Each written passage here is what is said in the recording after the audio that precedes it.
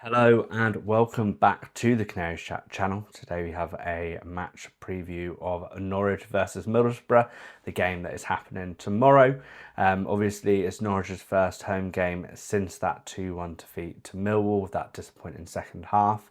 So we thought we'd just go through the opposition, what we can kind of expect from them, as well as kind of a preview on what we can expect from the Norwich team with the latest kind of injury news and bits like that. So in regards to Norwich versus Middlesbrough, it has obviously had some very interesting games.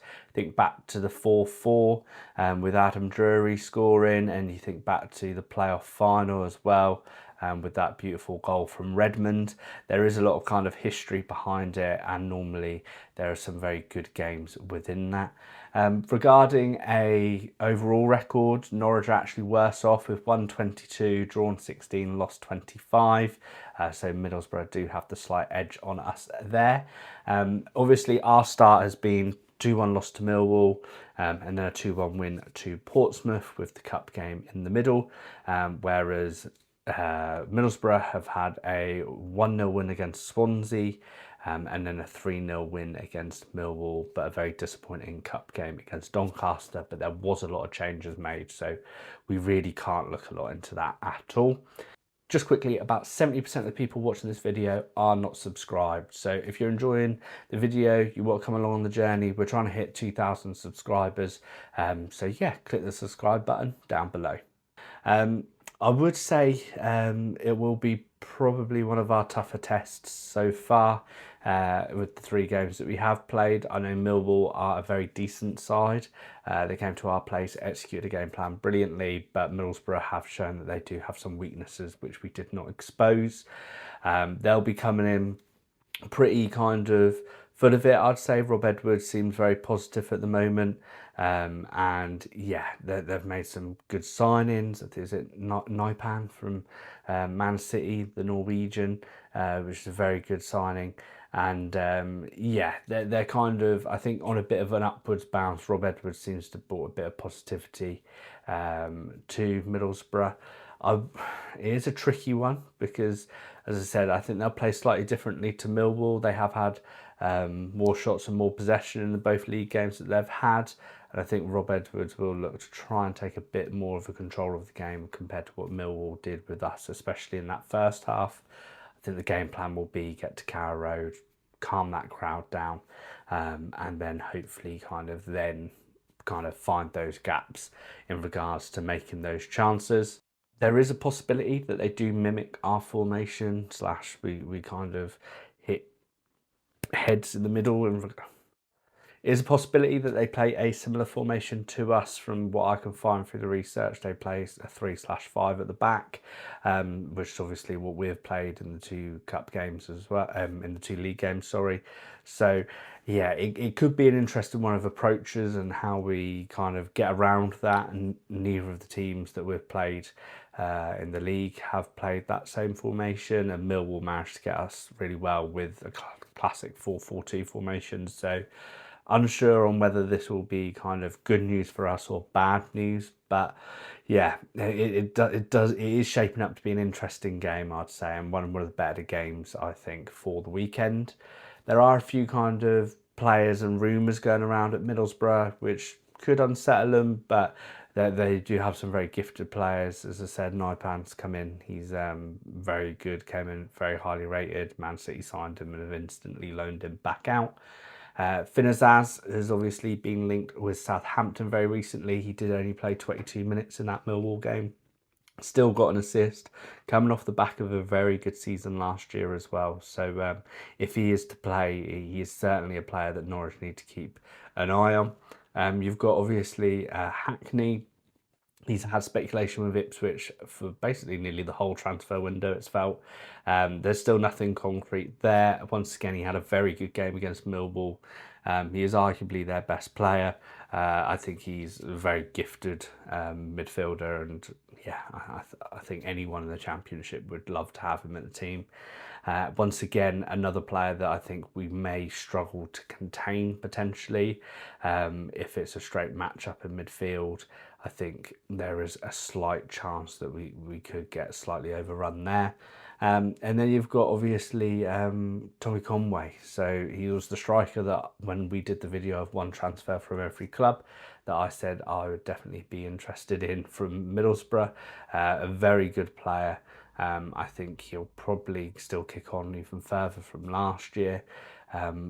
Yeah, it'll be a tricky one. Obviously, with 3 centre-backs, you'd hope we'd be able to deal with Conway, but there's no guarantee there, and he's a very good instinctive finisher. So, and that's kind of attacking-wise. They've still got Dale Fry at the back. I've always rated him as kind of a championship centre-back. I think he's always been a very solid, like 7 out of 10 most seasons. So the fact they've still got him and they're kind of building that back three it is taking shape, and I think Rob Edwards would be really happy at the moment with what he's seeing coming from Middlesbrough.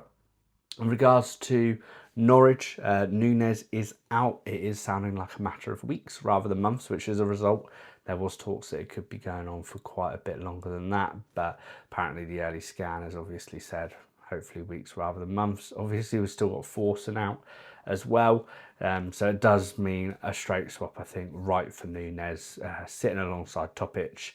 Obviously, the last 2 games we've won, and it was Nunes and Topic in there. Not saying that Wright shouldn't be near the squad or in the squad. I actually thought kind of he had a relatively good game, the first game of the season. And I think in most people's starting lineups for the start of the year, he was involved. I think Topic is the real kind of important one that we need to mould that midfield round at the moment. He looks an unbelievably good defensive midfielder and something we've been crying out for a very long time. But it does look like a straight swap for right there. Sarge is obviously still here. There's still no speculation now on where he could be going.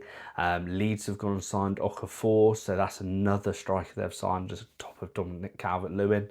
So can't see Leeds being interested in him either. So yeah, that one's shaping up nicely, and because there's obviously no rumours, he should be a certainty to play unless there's a freak injury. But a real positive sign, and he's looking to continue his goal streak. He's scored in every game so far, whether that's league or the cup, and he is hoping to continue that this Saturday. I really hope he does, because even if there is speculation and he scores again, for me, that's nearly like another 2.5 million you can add on the price tag, because window's getting closer to shutting. We would need a lot more money, in my opinion, to let Sarge go now than we did when Wolfsburg came in for him. I know it sounds dramatic, but I think it would be that 25-30 million, because we wouldn't really be able to get anyone in now.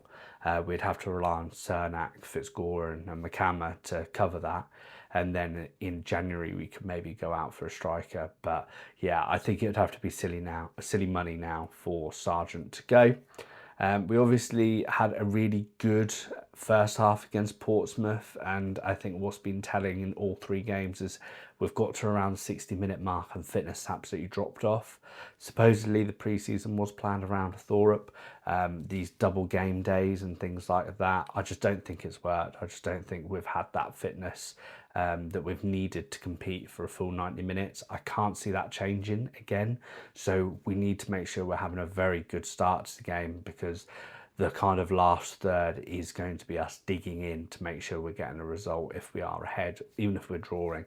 I can't see at the moment us really like hugely coming from behind to get a win until that fitness issue is sorted.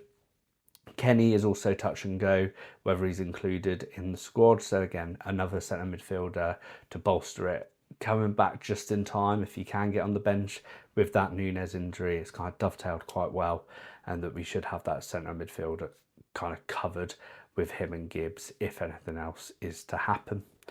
Regarding lineup, I do think we'll still go with that 5 kind of 2-2-1 with Kovacevic in goal, Stacey right back, Medic, Darling, Cordoba, the 3 centre backs. I think it will be Diallo left wing back. I think he's been one of our brightest outlets in the Watford game. He had a quieter game against Portsmouth, but he still had glimpses of brilliance. That first time volleyed cross was unbelievable. So I still think there's definitely scope for Diallo to be playing that left wing back role. go right and top pitch in the midfield as previously discussed. Cernat and Emmy just behind Josh Sargent. I don't think those three will overly change. Be interesting to see if we see Jurasek on the bench.